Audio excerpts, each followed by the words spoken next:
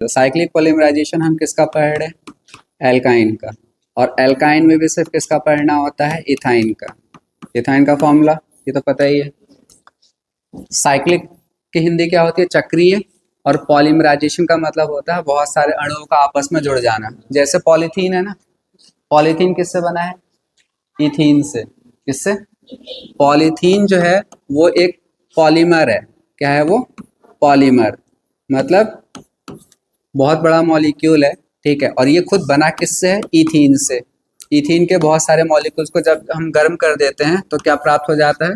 Polythene. और इस पूरी प्रक्रिया को हम कहते हैं पॉलीमराइजेशन या बहुलीकरण। तो वो एल्कीन में हमने पढ़ लिया था। अब यहाँ पे कौन सा बहुलीकरण पढ़ना है? चक्रीय। मतलब यहाँ पे जो चीज बनेगी वो साइक्लिक बनेगी।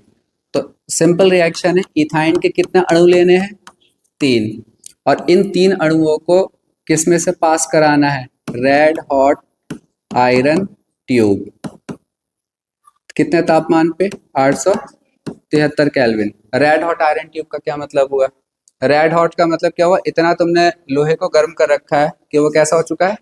बस ये बताना चाहते हैं तुमसे कि बहुत ज्यादा तापमान है। जब उस ट्यूब में से 3 इथाइन के अणुओं को निकालोगे, जैसे मान लो ये एग्जांपल लो, ये ट्यूब है, बिल्कुल लाल हो चुका है, इसके अंदर से हमने क्या निकाला? 3 अणु। किसके? इथाइन के। जब वो बाहर निकलेंगे ना इस साइड में, तो वो आपस में जुड़कर क्या दे देंगे तुम्हें? बेंजीन। क्या बन जाता है? कितने मॉलिक्यूल्स लेने हैं? 3। ये सब आपस में जुड़ के क्या बना रहे हैं?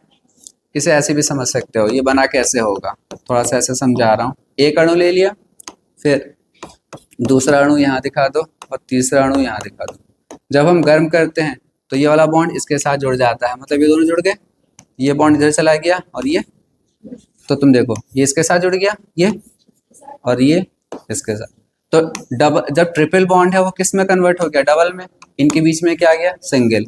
ये ट्रिपल था, इसकी जगह अब क्या बचेगा? डबल। ये जुड़ गया, ठीक है। तो इस तरीके से हमें क्या प्राप्त हो जाता है? बेंजीन। ये एक रिएक्शन हो गई। अब लेकिन अगर एग्जाम में ये क्वेश्चन आ जाए, तुम्हें ये दे दिया जाए, बस इससे ज्यादा और नहीं आ सकता है।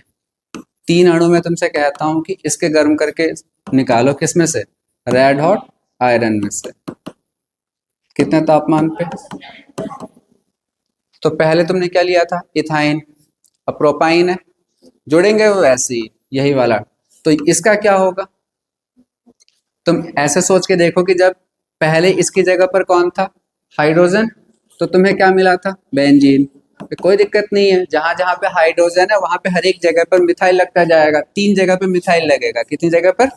क्योंकि 3 ही तो है। तो तुम क्या करना, तुम्हें बेंजीन बना देना है। उसके बाद एक मिथाइल तुमने मान लो यहाँ पे लगाया, तो दूसरा यहाँ पे नहीं लगेगा, यहाँ पे। तीसरा यहाँ पे नहीं लगेगा, यहाँ पे, बस। और इस यौगिक का नाम होता है मेसिटाइलिन। क्या नाम होता है? मेसी। ये बोर्ड के एग्जाम में भी पूछा गया है, मैं बता देता हूँ कैसे पूछा गया था। ये पूछा गया था मेसिटाइलिन का स्ट्रक्चर लिखो। अब मेसिटाइलिन जब तुम्हें पता ही नहीं तो तुम स्ट्रक्चर क्या बनाओगे? लेकिन मेसिटाइलिन बहुत सिंपल है। क्या है? बेंजीन। और कितने मिथाइल ग्रुप? 3। लेकिन वो तीनों के तीनों साथ साथ नहीं होने चाहिए। एक के बाद दूसरा छोड़ के तीसरे पे, तीसरे के बाद चौथा छोड़ के पांचवे पे। इसका IUPAC नाम बता दो जल्दी से। अगर ट्राई मिथाइल बेंजीन बोलोगे तो नंबर का पता चल रहा है कहाँ पर है? 1,3,5, फिर ट्राई मिथाइल, फिर बेंजीन, ठीक है। उसके बाद में बेंजीन की कुछ रिएक्शंस हैं। अभी बेंजीन का टॉपिक स्टार्ट है, बस इसे और कर लेना है। तो बेंजीन का हमें फॉर्मूला पता है क्या होता है? ये मतलब स्ट्रक्चर ये होता है, फॉर्मूला C6H6। ये स्ट्रक्चर किसने दिया था? उस साइंटिस्ट का नाम है कैक्यूले। क्या नाम है? कैक्यूले, ठीक है। अब इसकी रिएक्शंस क्या हैं? सबसे पहले कौन से रिएक्शन पढ़ते हैं हम? हेलोजिनेशन या हेलोजिनीकरण। मतलब क्या हुआ? बेंजीन में तुम्हें क्या जोड़ना है? हेलोजन। और हेलोजन कौन कौन से होते हैं? Chlorine, bromine, iodine. हेलोजन जोड़ने के लिए हम कैटलिस्ट लेते हैं। क्या लेंगे? कैटलिस्ट। कैटलिस्ट कौन सा? ये एग्जाम में पूछा जाता है। या तो एनहाइड्रस एल्युमिनियम क्लोराइड ले सकते हो, या Fe ले सकते हो, या FeCl3 ले सकते हो, ठीक है। ये लेविस अम्ल होते हैं। तो होगा क्या? यहाँ का मान लो H निकल गया एक Cl के साथ, और एक Cl यहीं पे जुड़ जाएगा। क्या बन गया? क्लोरोबेंजीन, बाहर क्या निकल गया HCl।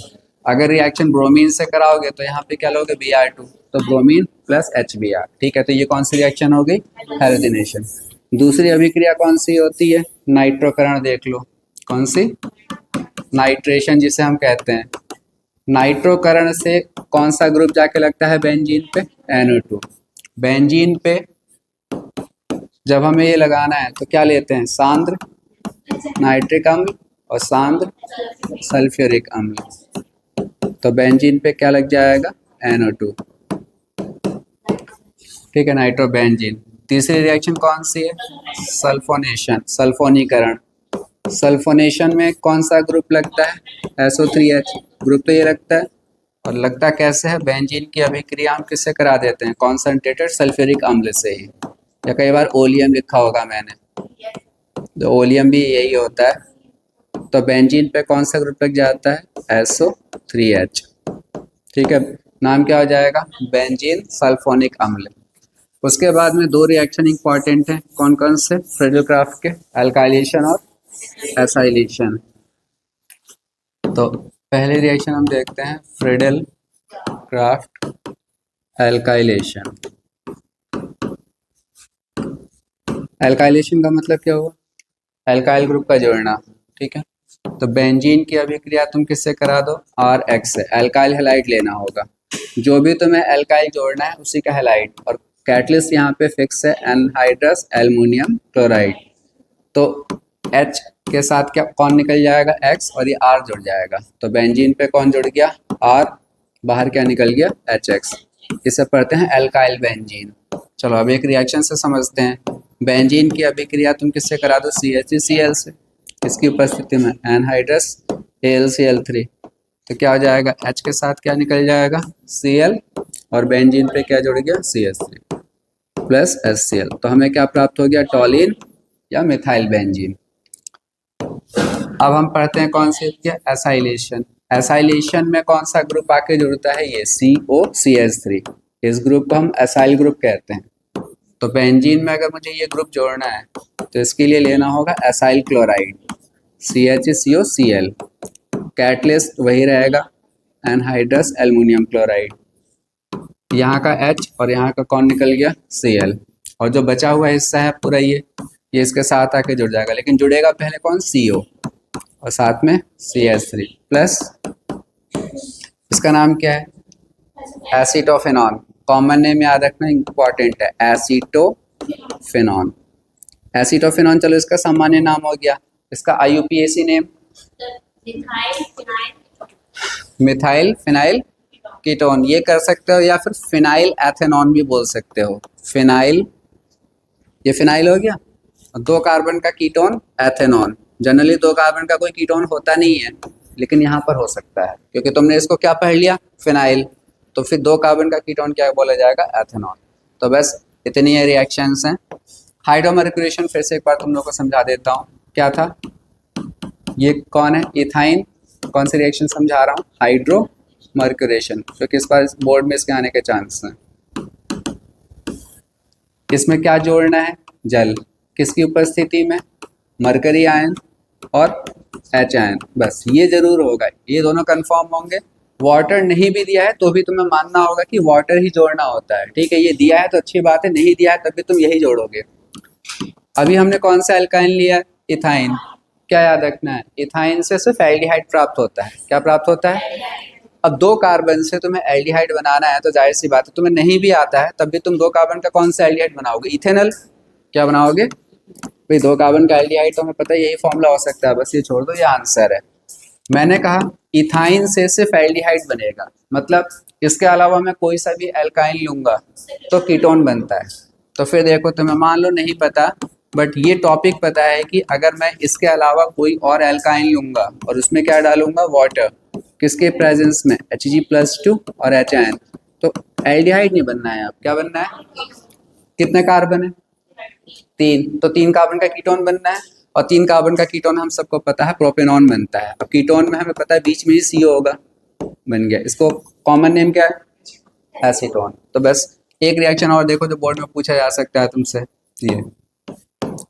ये दे दिया, क्या जोड़ना है, H2O किसकी प्रेजेंस में, Hg+2 और HN।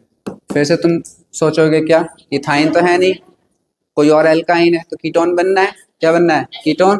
तो यहाँ पे तो बनेगा ना एसीटोफिनॉन बन जाएगा, देखो यहीं पे कीटोन आ सकता है, ठीक है, तो एसीटोफिनॉन, ठीक है। तो ये ओवरऑल रिएक्शंस थे किसकी, एल्काइंस की।